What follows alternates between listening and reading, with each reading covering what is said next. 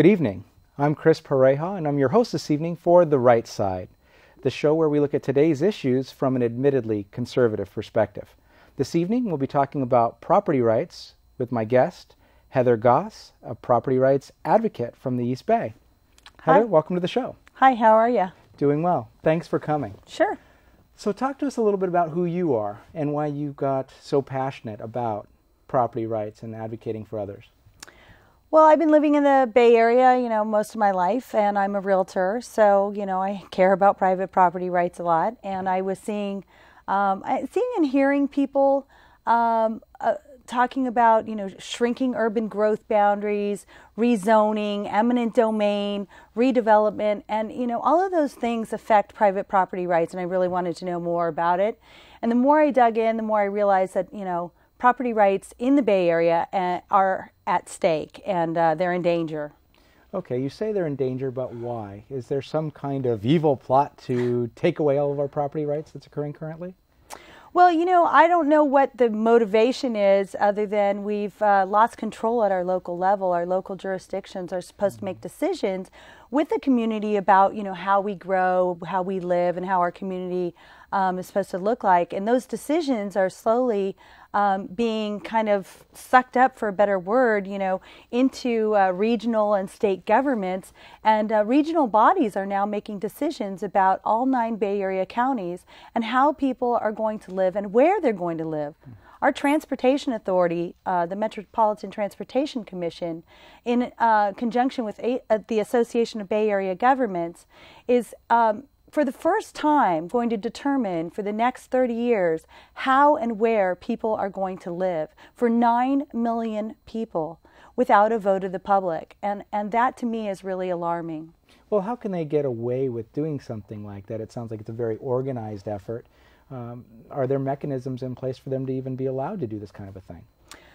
Well, there was a bill that was passed in 2008, and it was passed by Steinberg, and it's called the Sustainable Community Strategy Bill. And I know sustainable, the word sustainable is out there, and people think it means one thing, but really it's not about the environment. It's really about control and money. And there's a lot of money at stake in determining how and where people are going to live. And there's over $200 billion that's being given by the federal government as a grant to the Transportation Authority, the Regional Transportation Authority. And that bill gives them mandates that they make a plan and determine where people are going to live. So they are going to make that decision for all of us. And the plan is a cookie cutter solution. It calls for high density, I call it stack and pack housing for lack of a better word, but high density stack and pack housing next to mass transit. Right. And the idea is that, somehow that by taking people and putting them from vertical sprawl, which they call when people kind of, are able to use their property the way they want to, the suburbs are an example, and then shrinking them and making high density housing, that somehow that is better for the environment.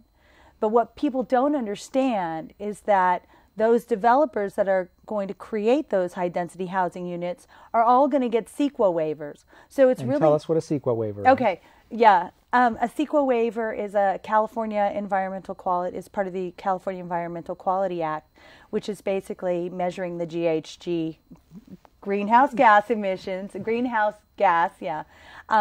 So the idea is, we need to get out of our cars, okay? Right.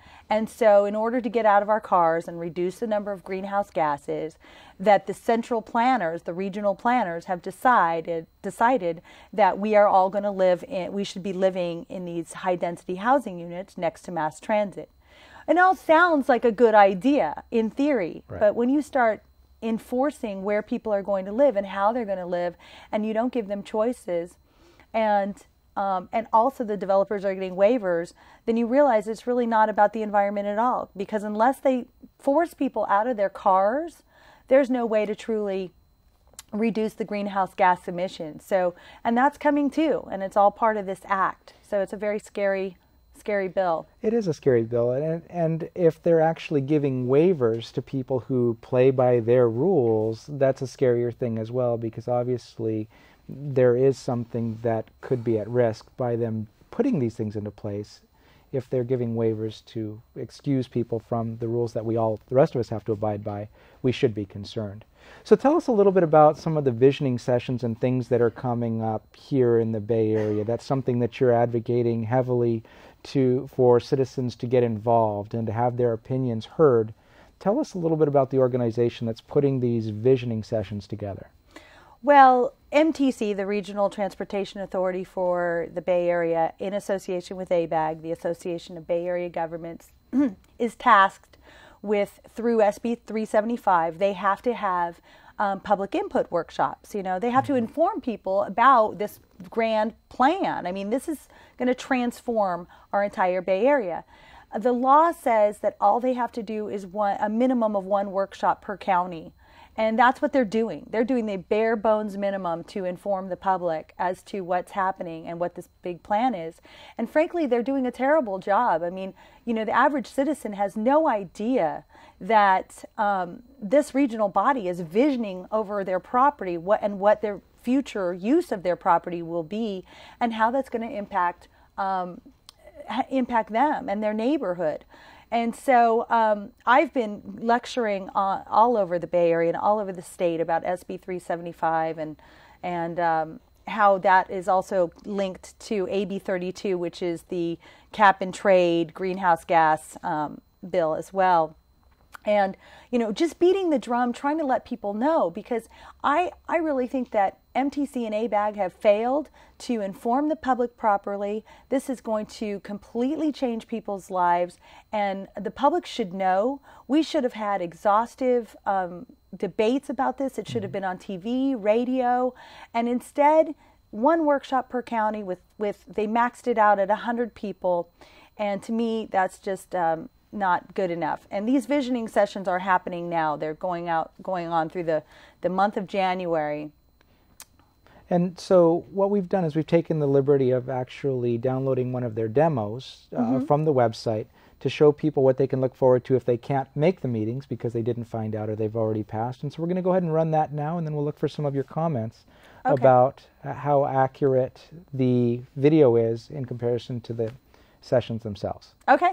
Great. Let's take a look. The Bay Area is my home. I want to have a say in what happens here. How can people like you and me make our wishes known? Welcome to You Choose Bay Area, a way to express the choices you would make to shape the future of our region. In the next few months, regional planning agencies will be deciding how we move people around and where we build. These decisions will impact housing and transportation for the next 2 decades. After you read about some of the issues the Bay Area faces, click on the Priorities tab. Do you care most about conserving open space, or is your top concern less local traffic? Rank these issues that are important to you. Once you've set the priorities, click on the Choices tab. It's time to make 2 choices: where homes should be built and how neighborhoods will be designed for more people and more jobs. When you've selected your choices, click on Outcomes. On your right, you can see how your priorities make things better or worse than today. On your left, you can see how your choices would translate into benefit or harm to the environment or your pocketbook. After you see your outcome, you may want to go back and change your priorities and choices. Let us know how you would rate your future before you click on Get Involved. By inputting your zip code, we'll know what city matters to you. If you want to get more involved, please enter your email and register for a You Choose forum near you. Thanks for taking this first step.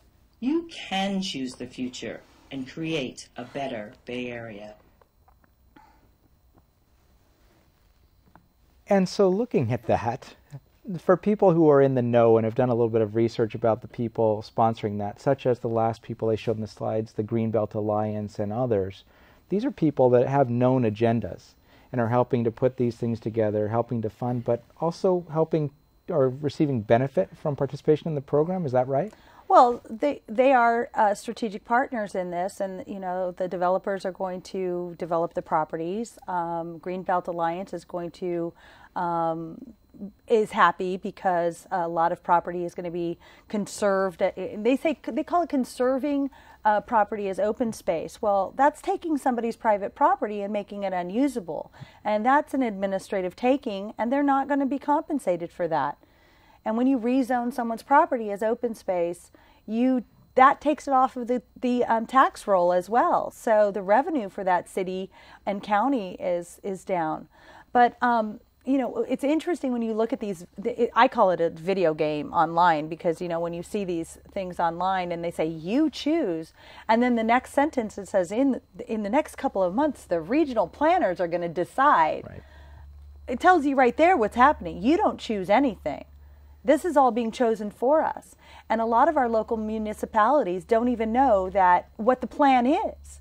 And the thing is that this regional plan, once it's adopted in 2013, will become a blueprint for all of our local jurisdictions. And there's $200 billion at stake in transportation funds. And if our local jurisdictions do not adopt this plan, they will not get the transportation funds. So there's huge dollars at risk. Well, and not only that, they say it's you choose, but then they tell you at the end, they'll make sure that you've chosen the right answer. And you can go back and change your choices, which if I hear too much of that type of talk myself, we'd have to wrap the stage in plastic because my head may explode just right there because I don't like being told what to do or being corralled in. Now, we do have some footage also of you being passionate in person at one of these visioning sessions. Mm-hmm. We're going to go ahead and roll some footage of that and then get your feedback on what was happening and if the sessions were as leading as it seems that the website was. Okay. So we'll go ahead and look at that next. All right, great.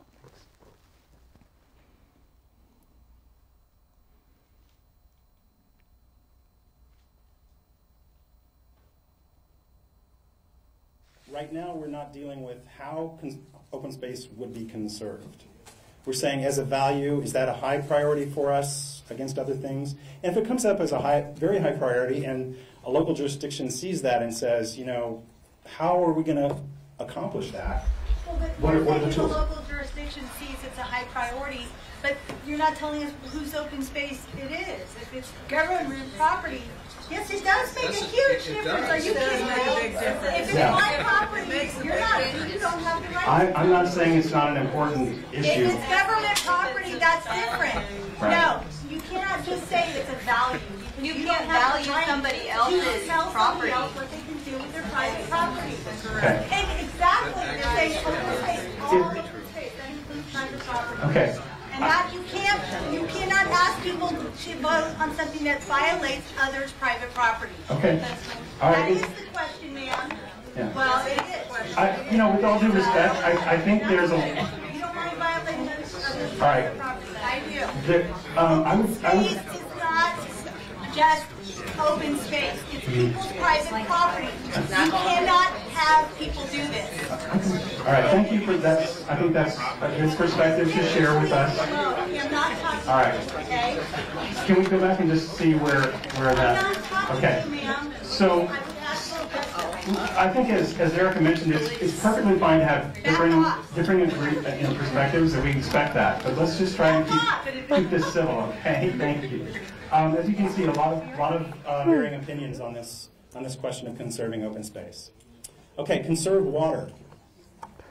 How important is that to you? Is that a high priority? So, in watching you in action, you were obviously heated. What gives you the idea that they're trying to take away people's private property to make this thing happen?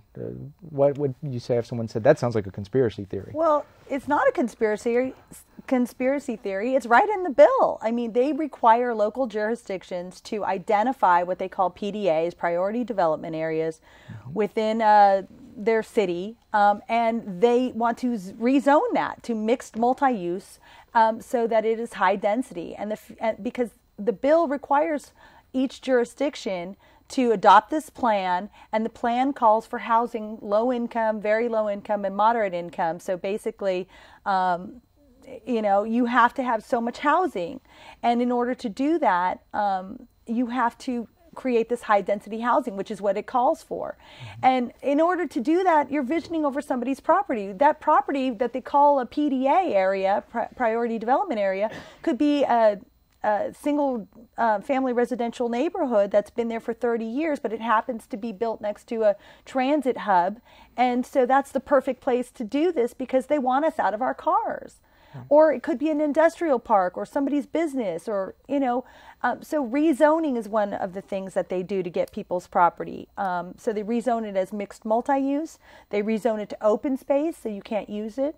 They shrink the urban growth boundaries. It calls for policies that you draw an arbitrary line around the city, and anything outside of that urban growth boundary, anybody who owns property, you can't build on that. Right. So you can only build within these boundaries.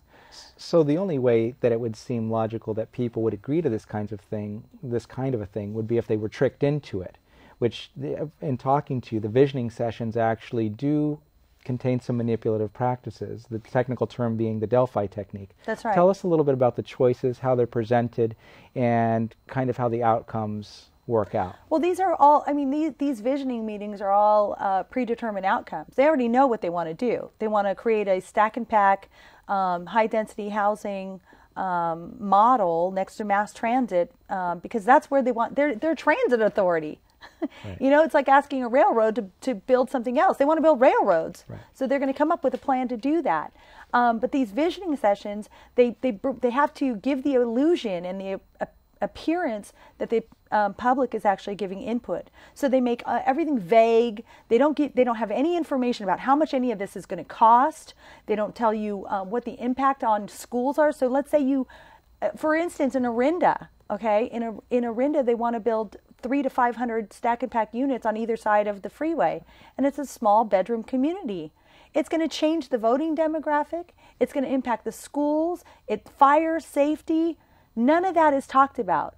And the people that come to these meetings, they think, we want walkability and we want bicycles and all this stuff. Well, what they don't realize is this plan is going to be the only type of housing. There's not going to be any more choice. You won't have cars anymore. They want to legislate us out of our cars.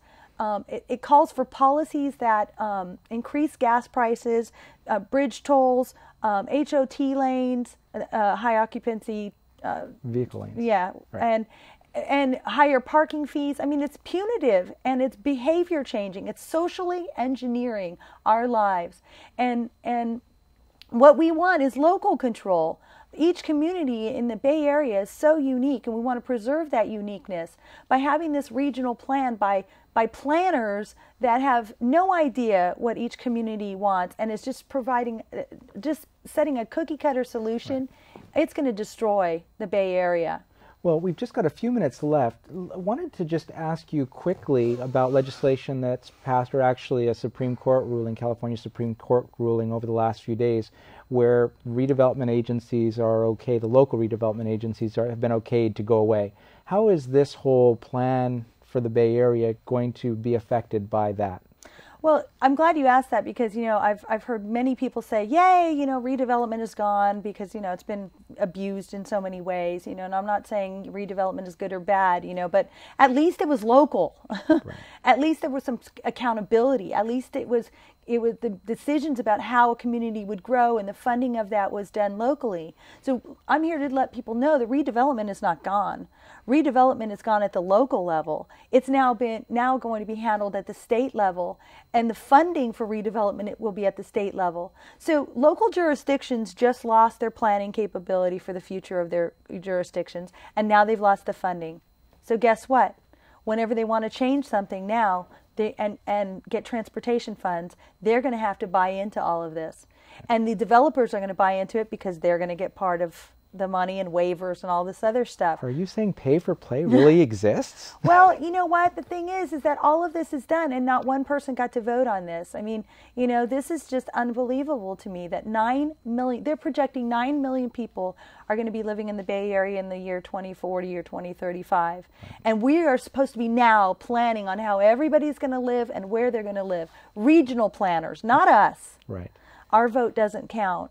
And all I want is an honest dialogue about this. And so I'm out there telling people what is really going down, because they need to be talking to the Metropolitan Transportation Commission. They need to be contacting their assembly person, their senator in California, and demanding accountability. We should have a vote on this. The American public should have a vote, and the citizens of the Bay Area deserve it. Well, in our final minute, can you just give us a little bit of information on where we can find out more about you or your initiatives or this Bay Area planning initiative as a whole?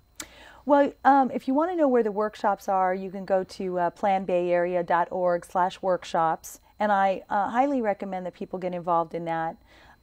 Like I said, people need to be contacting their local assembly person. I mean, a lot of their local jurisdictions don't even know about this.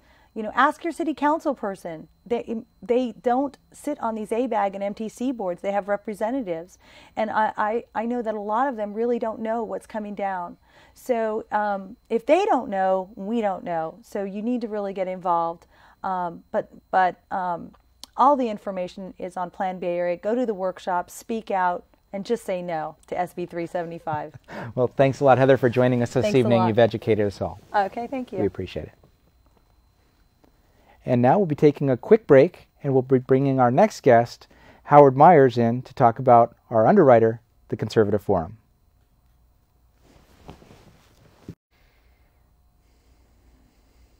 Welcome back to The Right Side. We'll now be speaking to our guest and underwriter, Howard Myers of the Conservative Forum. Howard, tell us a little bit about how you got involved in the Conservative Forum and what the Conservative Forum is all about. Thank you, Chris. I've been involved with the Conservative Forum for about 5 years. The Conservative Forum was founded about 8 years ago by Richard Gino and Jack Mallory. It's basically a forum that's set up to have the mission is to promote the values of the American liberty. And in order to do that, they're doing this in an educational way. The forum is actually an educational, nonpartisan, nonprofit organization. And some people think that the nonpartisan and conservative can't go together. But in fact, we are nonpartisan, have been from the very beginning. One of the co-founders was and is a Democrat. And so there really isn't room for the partisanship, but we are very strong on conservative values. So we've been that way for the last 8 years, and we continue to grow. And so I think we're doing something right. So grow. So Conservatives, Bay Area, I'm thinking you've gone from 5 people to 10. About how many people participate in the Conservative Forum? Okay, we closed last year, 2011, with 587 paid members. We've outgrown 2 venues in the last several years. It just continues to grow. We're doing something right because we continue to grow. We have between 175 and 500 plus members at the various meetings. Excuse me, not members, but participants. We average about 250 participants per meeting. So like I say, we are becoming more and more popular. We had to find new venues because they're just not big enough. So now we're at the 432 Sterling Road in Mountain View. We have a very large facility, and we're making really good use of it.